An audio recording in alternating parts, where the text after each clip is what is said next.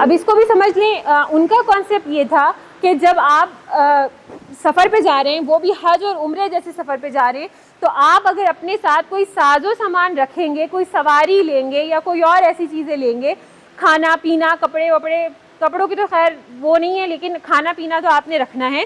تو اگر آپ کے ساتھ کوئی بھی سامان ہوتا ہے، دیکھیں یہ انسان کی فطرت بھی ہے، ہمارے پاس جب کوئی سامان ہوتا ہے تو ہم زیادہ پریشان ہوتے ہیں جب ہم سفر پہ ہوتے ہیں کہ سامان ہے، بیگ ہے، چوری تو نہیں ہو گیا، کوئی سامان تو نہیں چوری ہو گیا، یہ جو اس طریقے کے ہمارے پاس خیالات آتے ہیں. تو یہ خیال جو ہے ان کا بھی تھا کہ اگر ہمارے پاس سامان ہوگا تو ہماری توجہ جو ہے وہ ادھر ادھر ڈگمگائے گی، لہٰذا ہمارے لیے یہ ضروری ہے کہ اب ہم کوئی سامان نہیں لے کر جائیں. لیکن وہ اس کے علاوہ ایک خراب حرکت یہ کرتے تھے کہ سامان تو نہیں لے کر جاتے، لیکن جب بیت اللہ کے قریب پہنچ جاتے اور وہاں پر جا کے خیمے وغیرہ ڈالتے تو وہاں کے جو رہائشی لوگ مکین جو ہوتے ہیں، جو نارمل وہاں کے لوکل لوگ ہوتے ہیں، ان کو وہ تنگ کرتے تھے کہ ہم کیونکہ حج پر آئے ہیں تو ہم بہت بڑی ہستی ہیں، لہٰذا ہمارے آگے کھانا پیش کیا جائے اور یہ لوازمات پیش کیے جائیں اور ہمارا خیال رکھا جائے.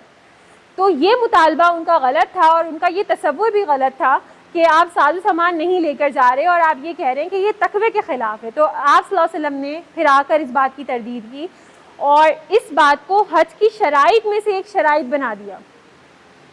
حج کی شرطوں میں سے ایک شرط یہ بھی ہے کہ آپ کے پاس زادِ راہ یعنی آپ کا ساز و سامان اتنا ہو کہ آپ عافیت کے ساتھ چلے بھی جائیں اور واپس بھی آ جائیں. اگر آپ کے پاس سامان اتنا نہیں ہے، مطلب پیسے اتنے نہیں ہیں، کچھ بھی ایکس وائی جو بھی آپ کا موجودہ سامان ہے وہ نہیں ہے، تو آپ پر حج ہی فرض نہیں ہے. اسلام نے آ کر آپ کو اس کی حج کی شرائط میں سے ایک شرائط بنا دیا، ایک شرط بنا دیا. تو یہ اتنا زیادہ ضروری چیز ہے. اور اسی وجہ سے جب آپ صلی اللہ علیہ وسلم سے ایک مرتبہ پوچھا گیا، ایک صحابی آئے اور انہوں نے یہ کہا کہ میں نے جو ہے اپنا اونٹ باہر چھوڑ دیا ہے اور اللہ پہ مجھے بھروسہ ہے کہ وہ کہیں نہیں جائے گا، یہ میرا توکل ہے کہ میں نے اللہ پہ بھروسہ کیا اور میرا اونٹ باہر ہے. تو اس پر آپ صلی اللہ علیہ وسلم نے یہ فرمایا تھا، توکل یہ نہیں ہے کہ آپ کا اونٹ باہر ہے اور آپ یہ کہہ رہے ہیں کہ میں اللہ پہ بھروسہ کرتا ہوں. آپ کا توکل یہ ہے جب آپ اس اونٹ کو کسی محفوظ جگہ پر اس کو باندھ کر پھر آ کر یہ کہتے کہ اب میں نے اللہ پہ توکل کیا ہے، لہٰذا اب وہ میرا اونٹ محفوظ ہے. تو آپ کا توکل یہ ہوتا ہے کہ آپ نے اسباب اختیار کیے ہوتے ہیں. جب آپ نے اسباب ہی اختیار نہیں کیے تو آپ کا توکل نہیں ہوتا. اس بات کو ریلیٹ کریں ذرا کوئی ایگزیکٹلی صحیح ہے، ریلیٹ ہو رہی ہے، اب سمجھ آ گئی ہوگی ساری بات کہ ہم تیاری پوری نہ ہو اور آپ توکل کریں کہ اللہ میاں ایگزامینر جیسی میرا پیپر آئے اس کی آنکھ میں کچرا چلا جائے. اس کے بعد ہیڈنگ ڈالیں حج اور جاہلیت کی طبقاتی نظام، طبقاتی تقسیم. حج اور زمانہ جاہلیت کی طبقاتی تقسیم.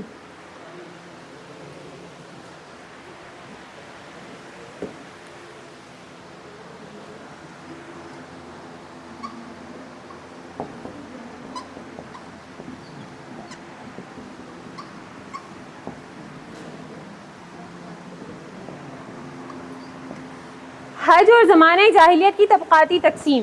دیکھیں عربوں کے اندر نا یہ جہاں ان کی کچھ اچھی عادتیں تھیں وہاں ان کی کچھ بہت بری عادتیں بھی تھیں.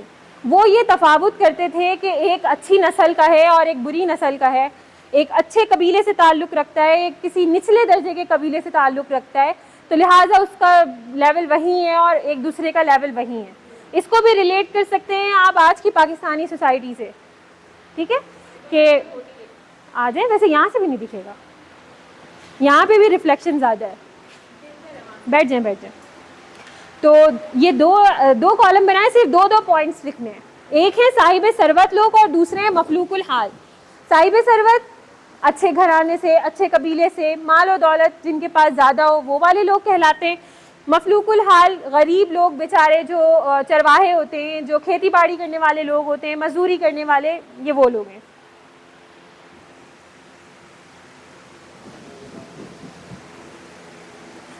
ان کے میں لکھیں کہ ان کا کہنا یہ تھا کہ ہمیں صرف مزدلفہ تک جانا ہے اور ہمارا حج ادا ہو جائے گا. ٹھیک ہے.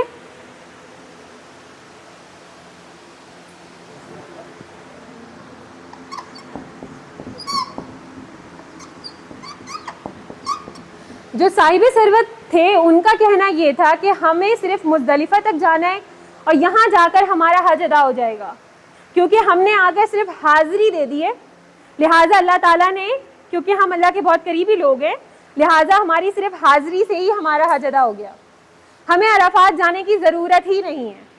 لیکن جو بیچارے مزدور تھے، جو نچلے طبقے کے تھے، ان کے لیے یہ اجازت نہیں تھی کہ وہ مزدلفہ میں ٹھہریں۔ مزدلفہ میں قیام کرنا ہے مگر ایک رات ہے صرف۔ ان کے لیے حکم یہ تھا کہ آپ نے آگے عرفات تک پیدل جانا ہے اور وہاں جا کر آپ نے رکنا ہے۔ مزدلفہ ہم بڑے لوگوں کی جگہ ہے اور عرفات آپ چھوٹے لوگوں کی جگہ ہے، یہ ان کا نظریہ تھا۔ دوسرا پوائنٹ یہ ہے کہ حج سے لوٹتے وقت مینا میں میلہ لگاتے تھے۔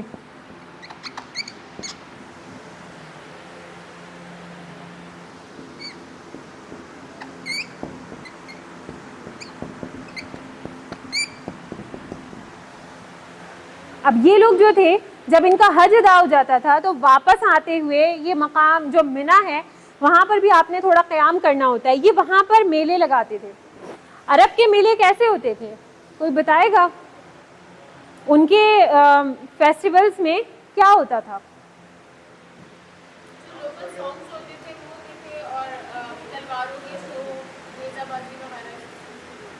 دیکھیں، عرب کا ذوق تھا شعر و شاعری کا۔ شعر و شاعری ان کا ایک واحد ایسا مشغلہ ہوتا تھا جس کے اندر یہ آج تک پہچانے جاتے، اور آج بھی ان کی تاریخ، عرب کی جو تاریخ ہے، ٹھیک ہے، لٹریچر جس کو آپ کہتے ہیں، وہ آپ کو کسی کتابوں میں نہیں ملے گا، اس کی کتابیں نہیں ہیں۔ جیسے ہمارے پاس ایک مسلمانوں کی ایک ہسٹری ہے نا پوری، اور ہر چیز ہمیں ریٹن فارم میں مل جاتی ہے ایزیلی، بہت خستہ حال کتابیں ہی اگرچہ ہوں مگر ہمیں مل جاتا ہے، لیکن عرب کی اگر آپ ہسٹری اٹھا کر دیکھنا چاہیں گے تو آپ کو نہیں ملے گی۔ عرب کی ہسٹری کا عرب کی اگر کوئی ہسٹری جاننا چاہتا ہے اور جو پڑھنا چاہتا ہے نا، تو ان کو ان کے لٹریچر اور ان کی پوئٹری میں سے ان کی ہسٹری نکالنی پڑتی ہے، کہ اگر انہوں نے کوئی شعر کہا ہے تو اس شعر کے اندر یہ کوئی ایسا کلو چھوڑتے تھے کہ ہم کس جگہ بیٹھے ہیں، ہم کیا بات کر رہے ہیں، ہم کون سے لوگوں کے درمیان میں بیٹھے ہیں، یہ ان کے طریقے ہوتے تھے، ٹھیک ہے۔ تو میلہ جو مینا میں لگتا تھا اس کے اندر یہ شعر و شاعری تو ان کا بہت فیوریٹ کام تھا۔ دوسرا یہ کہ عرب کا ایک فیوریٹ کام یہ بھی تھا کہ جب بھی وہ آپس میں بیٹھتے تھے تو اپنے آباء و اجداد کی تعریفیں کیا کرتے تھے، ان کے لیے مرثیے پڑھا کرتے تھے اور ان کی شجاعت کو، ان کی بہادری کو الگ الگ انداز میں بتاتے تھے۔ مطلب جو مردہ ہیں ان کی تعریفیں بتانا یہ ان کے لیے بہت فخریہ کام ہوتا تھا، ٹھیک ہے۔ تو یہ میلوں میں اس طرح کے کام کرتے تھے۔ اس کے علاوہ دوسرے کام تو چلتے ہی تھے، نیزہ بازی ہو گئی، تھوڑے گیمز ہو گئے، جیسے حضرت عائشہ رضی اللہ تعالیٰ عنہا کا وہ والا واقعہ یاد ہوگا آپ کو کہ جب حبشیوں کا کھیل چل رہا تھا، انہوں نے مطالبہ کیا آپ صلی اللہ علیہ وسلم سے کہ مجھے دیکھنا ہے، تو آپ علیہ السلام نے ان کو اجازت دی اور کندھے کے پیچھے سے کھڑے ہو کے انہوں نے وہ کھیل دیکھا۔ تو یہ ثابت ہوتا ہے کہ اس طرح کے کھیل عرب میں ہوتے تھے۔ اس کے بعد جو دوسرے لوگ ہوتے تھے انہیں ان میلوں میں داخل ہونے کی اجازت نہیں تھی، یہ میلے صرف امیر لوگوں کے لیے ہوتے تھے۔ یہاں تک لکھنا ثابت ہوتا ہے۔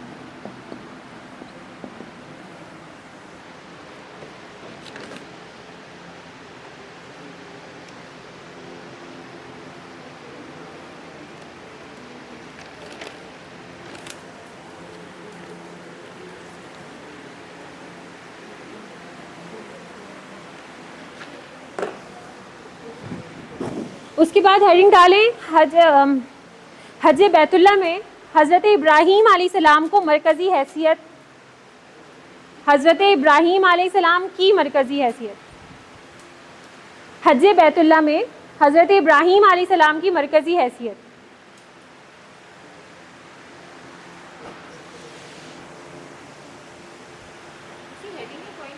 ہیڈنگ ہے.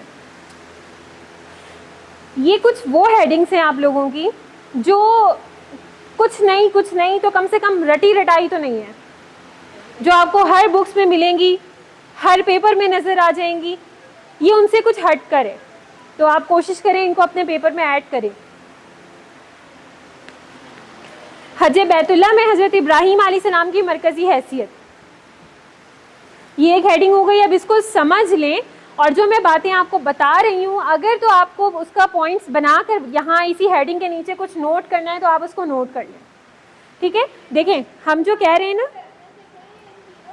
ابھی آ رہی ہوں اس پہ بتاتی ہوں کہاں کوٹ کرنے ہیں.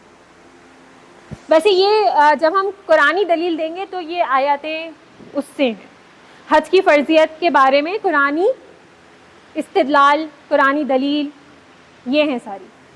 ٹھیک ہے، اور اس کے علاوہ تو پوری سورہ حج ہے ہی حج کی فرضیت پہ.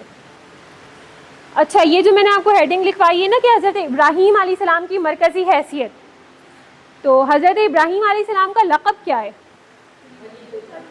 اور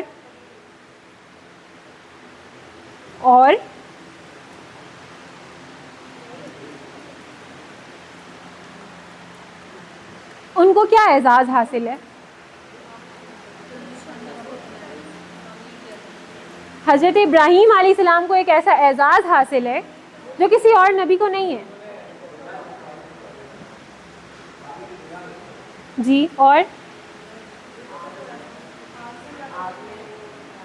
اعزاز، ایک ایسا اعزاز ہوتا ہے ہر نبی کا جو کسی اور نبی کے پاس نہیں ہوتا. خلیل اللہ ہیں، موسیٰ علیہ السلام نے اللہ تعالیٰ سے بات کی تو اس لیے وہ کلیم اللہ ہیں، لیکن ان تمام نبیوں کے سردار کون ہیں؟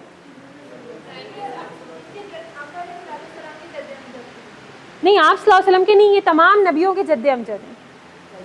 یہ آپ کا اعزاز ہے. ٹھیک ہے، یہ آپ کے ایم سی کیوز میں آتا ہے کہ جد امجد کون سے نبی ہیں. جی، یہ تو ہے حضرت محمد صلی اللہ علیہ وسلم، آپ علیہ السلام حضرت ابراہیم علیہ السلام کی نسل سے ہی ہیں. لیکن میں پوچھنا چاہ رہی تھی کہ حضرت ابراہیم علیہ السلام خود کون ہے؟ تو ان کو اللہ تعالیٰ نے جد امجد بنایا ہے. نہیں، باپ کے بھی باپ. تو جی، سارے نبیوں کے سردار ہیں وہ ایک طریقے سے. کیونکہ دیکھیں ابھی میں آپ کو یہی بات بتا رہی ہوں کہ کیسے. ٹھیک ہے، اتنا آپ لکھ لیں اپنے پاس، کیونکہ یہ ایم سی کیوز میں آتا ہے کہ جد امجد کون سے نبی ہیں، تو وہ حضرت ابراہیم علیہ السلام. اب اس بات کو آپ ایسے سمجھیں کہ حضرت ابراہیم علیہ السلام کو جد امجد اس وجہ سے کہا گیا ہے کیونکہ حضرت ابراہیم علیہ السلام کے زمانے سے پہلے کا جو زمانہ ہے، حضرت آدم علیہ السلام سے لے کر یہاں تک کا، یہ بات پہلے بھی بتائی تھی کہ ان کے زمانے کی جو کوئی بھی کتابیں ہیں، جو بھی آسمان سے صحیفے اترے، کوئی بھی چیز ریکارڈ میں موجود نہیں ہے، حضرت ابراہیم علیہ السلام کے زمانے تک نہیں ہے. لیکن جب حضرت ابراہیم علیہ السلام کو زمین پر بھیجا گیا اور ان کو 2 اولادیں دی گئیں، حضرت اسحاق اور حضرت اسماعیل علیہ السلام، تو یہاں سے سمجھیں ایک ہسٹری کا آغاز ہو رہا ہے. ایک ایسی ہسٹری جو آج تک جانی جا رہی ہے اور جہاں سے چیزیں اٹھا کر لائی جا رہی ہیں.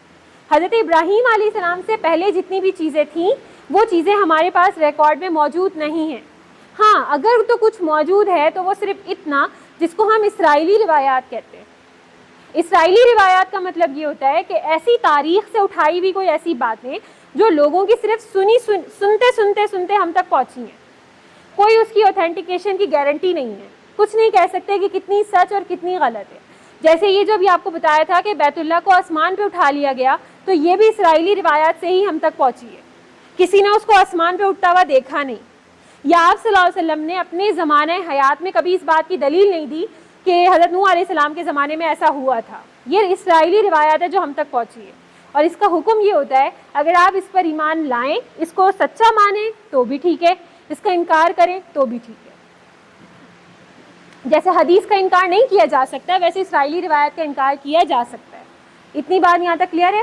تو میں آپ کو یہ بتا رہی تھی کہ حضرت ابراہیم علیہ السلام کے زمانے سے پہلے جتنے صحیفے آسمان سے اترے تھے ان کا ریکارڈ نہیں ہے، لیکن حضرت ابراہیم علیہ السلام کو جب دین حنفی دیا گیا، ایک شریعت دی گئی، وہاں پر جو کتابیں نازل ہوتی چلی گئیں، حضرت ابراہیم علیہ السلام پر بھی صحیفے نازل ہوئے تھے، یہ یاد رکھیے گا، 115 صحیفے تھے جو ان کے اوپر نازل ہوئے تھے. تو ان کے زمانے کے جو صحیفے تھے وہاں سے وہ ریکارڈ ہوتا چلا گیا. اس کی ایک حکمت کے طور پر اس کو یوں سمجھیں کہ آپ صلی اللہ علیہ وسلم حضرت ابراہیم علیہ السلام کی اولاد میں سے ہی آئے، اور ان کے آنے کے بعد جتنے اعتراضات ہوئے، اگر بالفرض وہ کسی ایسے شجرہ نسب سے تعلق رکھ کر آ رہے ہوتے جن کی اپنی تاریخ محفوظ نہیں ہوتی، 10 طرح کے سوال اٹھ سکتے تھے کہ یہ کیسے نبی ہیں کہ جن کے باپ دادا کا کوئی ریکارڈ ہی نہیں ہے. کیونکہ جیسے آپ کو بتایا، یہ عرب لوگوں کا مشغلہ تھا کہ وہ اپنے باپ دادا کی ایک ایک چیز سنبھال کر رکھنا، ان کی تاریخ کو سنبھال کر رکھنا، یہ ان کا ہنر سمجھا جاتا تھا. ان کے بارے میں یہ مشہور ہے کہ ان کو اپنے گھوڑوں کے نسب یاد ہوتے تھے. نسب سے مراد یہ کس کا ہے، یہ کس کا ہے، یہ کس کا ہے، یہ کس کا ہے. جب وہ اتنے حافظے میں قوی تھے تو وہ انسانوں کے نسب کیسے بھول سکتے ہیں، وہ نہیں بھولتے تھے. تو اگر اس کی حکمت آپ سمجھیں کہ اللہ تعالیٰ نے وہاں سے ریکارڈ کو مضبوط کیا اور مکمل شریعت دی، اور وہ ریٹن فارم میں آتی چلی گئی، اور عرب بھی اس کو پڑھتے تھے، اور اتنا تو ان کو پتہ چل گیا تھا کہ ایک نبی آئے گا، سب سے آخر میں وہ مہر لگا دے گا، اس کے بعد کوئی نبی نہیں آئے گا. لیکن ان کا خیال کیا تھا کہ نبی کس کی اولاد میں سے آئے گا؟ جی، لیکن آپ علیہ السلام کس کی اولاد میں سے آئے؟ اسماعیل علیہ السلام کی اولاد میں سے آئے. تو اختلاف یہاں سے شروع ہوا تھا، اس سے پہلے ان کا کوئی اختلاف نہیں تھا. اس سے پہلے وہ خود انتظار کرتے تھے کہ ابھی ہمارے درمیان ایک شخصیت کا آنا باقی ہے، اور وہ اس بات کو لے کر بہت فخر محسوس کرتے تھے کہ ہم وہ قوم ہے جس کے درمیان ایک نبی آئے گا. لیکن آنے کے بعد سب سے زیادہ تنگ بھی پھر انہوں نے ہی کیا. تو کیا بتا رہی تھی؟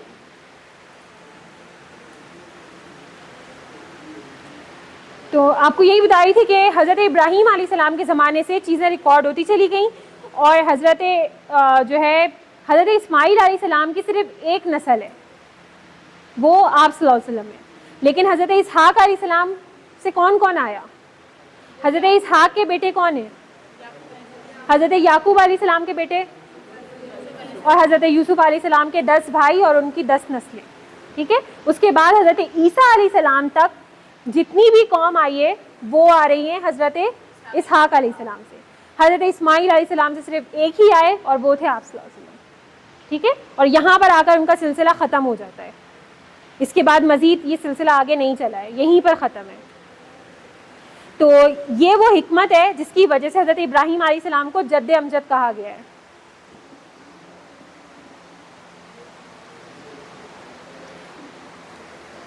اچھا، اس کے بعد جو ہے ایک تعریف کے طور پر ایک کوٹیشن لکھ لیں اپنے پاس کہ حج تمام نوع انسانی پر احسان عظیم ہے. حج تمام نوع انسانی پر، نوع کس کو کہتے ہیں؟ کائنڈس. کس میں؟ حج تمام نوع انسانی پر احسان عظیم ہے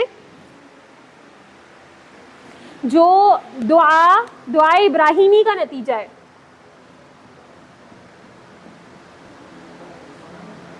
جو دعا ابراہیمی کا نتیجہ ہے.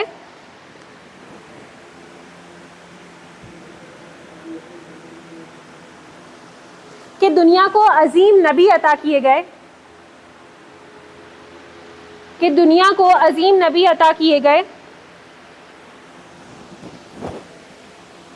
اسی اظہار تشکر کا نام حج اور مناسک حج ہے. عظیم نبی عطا کیے گئے،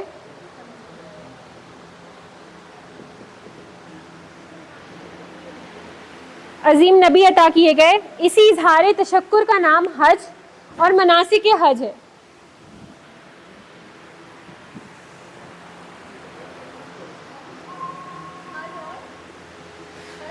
مناسک حج ہے. جی یہی یاد کر رہی ہوں، یاد نہیں آ رہی، میں دیکھ کر بتاتی ہوں آپ کو. یہ ہے مناسک. کہاں سے؟ اسی اظہار تشکر کا نام حج اور مناسک حج ہے.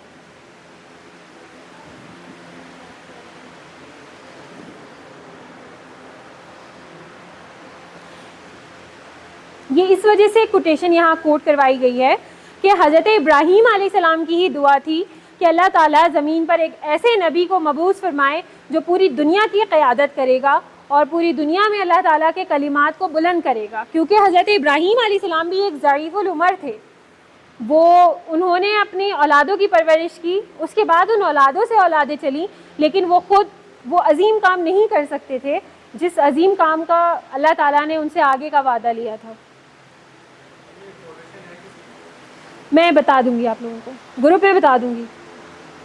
اس کے بعد حج کے قرآنی دلائل ہیں, یہ سارے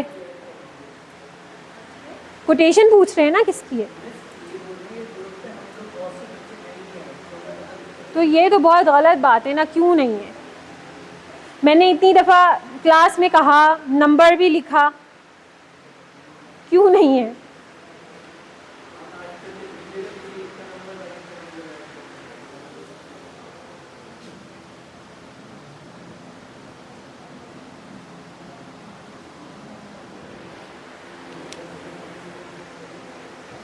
اچھا, اس کے بعد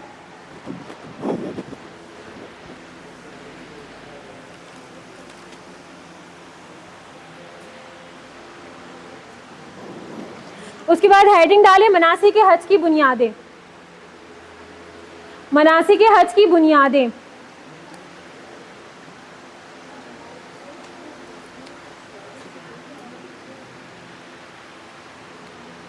ڈال لیا. پہلا پوائنٹ لکھیں, حضرت آدم علیہ السلام اور حوا علیہ السلام 9 ذی الحجہ کے دن زمین پر ملے. حضرت آدم اور بی بی حوا 9 ذی الحجہ کے دن آپس میں ملے.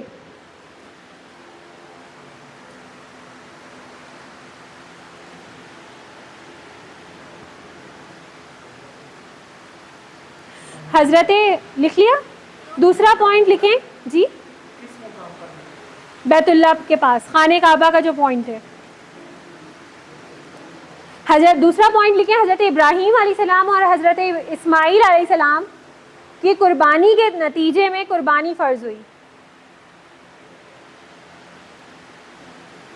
حضرت ابراہیم اور اسماعیل علیہ السلام کی قربانی کے نتیجے میں قربانی فرض ہوئی.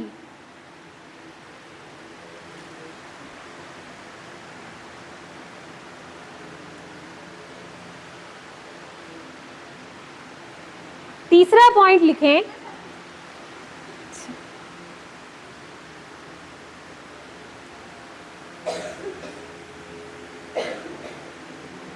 کلاس کا ٹائم کب تک ہے؟ 7.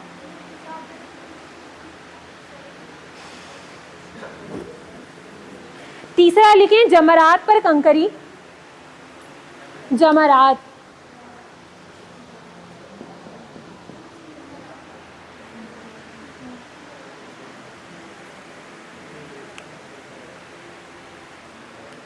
جمرات پر کنکری کی فرضیت شیطان کے بہکانے کی وجہ سے ہوئی. یہ ساری باتیں اگر میں آپ کو وربلی بتاتی تو یقیناً آپ نے بھول جانا تھا, لہٰذا پوائنٹرز میں بتا دیا ہے, اب اس کو اپنے اعتبار سے جہاں چاہیں فٹ کر دیں. جمرات پر کنکری, ہاں جمرات پر کنکری کی فرضیت شیطان کے بہکانے کی وجہ سے ہوئی.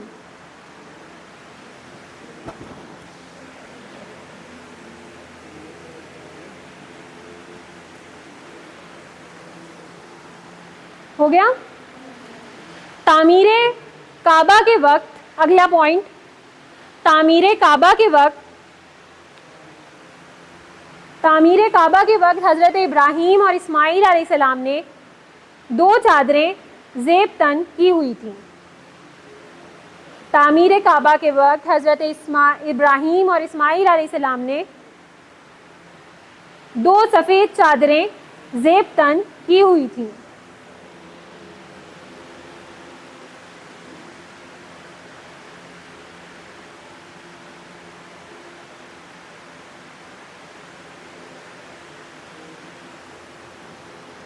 لکھ لیا. اگلا لکھیں مکہ سے مدینہ ہجرت کے بعد, مکہ سے مدینہ ہجرت کے بعد مسلمانوں کو مسلمانوں کو ایک بیماری لاحق ہوئی جس کی وجہ سے وہ کمزور ہو گئے.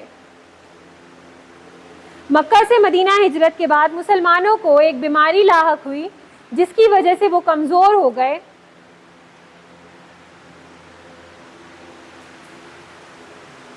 آپ صلی اللہ علیہ وسلم نے حکم دیا کہ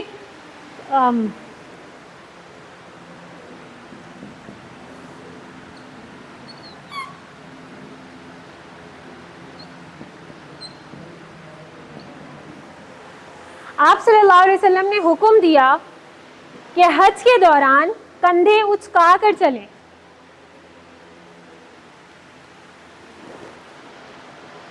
آپ صلی اللہ علیہ وسلم نے حکم دیا حج کے دوران کندھے اچکا کر چلیں. کس کا ریفرنس؟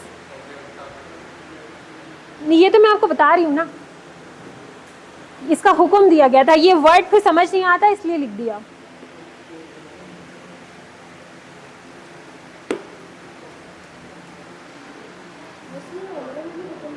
جی یہ وہی تو ہے. جی جی عمرے میں بھی 3 چکر کندھے اچکا کر چلیں گے اور 4 چکر نارمل چلیں گے. اچھا دوسرا آخری پوائنٹ لکھیں. یہ سارا ابھی سمجھا رہی ہوں, صحیح سارا سمجھاتی ہوں, رکیں. حضرت اسماعیل علیہ السلام نے جس جگہ حضرت ابراہیم علیہ السلام کو اینٹیں اٹھا کر دیں, پتھر بلاکس اینٹیں اٹھا کر دیں, حضرت اسماعیل علیہ السلام نے حضرت ابراہیم علیہ السلام کو جس جگہ اینٹیں اٹھا کر دیں اس جگہ کو مقام ابراہیم کہا گیا.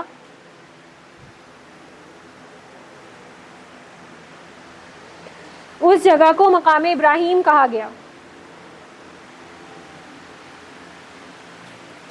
اب اس کو سمجھ لیں کہ دیکھیں حج میں ہونے والے جتنے بھی کام تھے اللہ تعالیٰ نے بس رینڈم یہ بھی لکھو, یہ بھی لکھ دو, یہ بھی لکھ دو, اور یہ بھی کرنا ہے, یہ بھی کرنا ہے, یہ بھی کرنا ہے, ایسا نہیں ہے. اس میں آپ وہ بھی ایڈ کر لیں کہ حضرت ہاجرہ کا صفا اور مروہ کے درمیان چکر لگانا, حضرت ہاجرہ کا صفا اور مروہ کے درمیان چکر لگانا,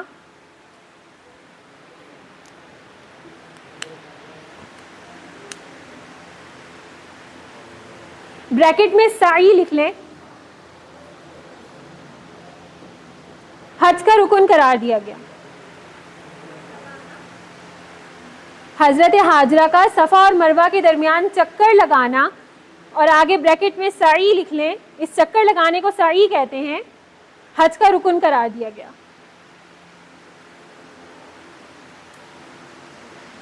اب اس چیز کو سمجھیں کہ جب حضرت ابراہیم علیہ السلام کو حکم ہوا کہ آپ کو اپنے بیٹے کی قربانی دینی ہے اور ان کو ذبح کرنا ہے, لہٰذا آپ ان کو فلاں میدان میں لے کر آ جائیں, تو اس سے پہلے یہ سمجھیں کہ جو میں نے پہلا پوائنٹ لکھایا کہ وہ مقام ابراہیم تھا,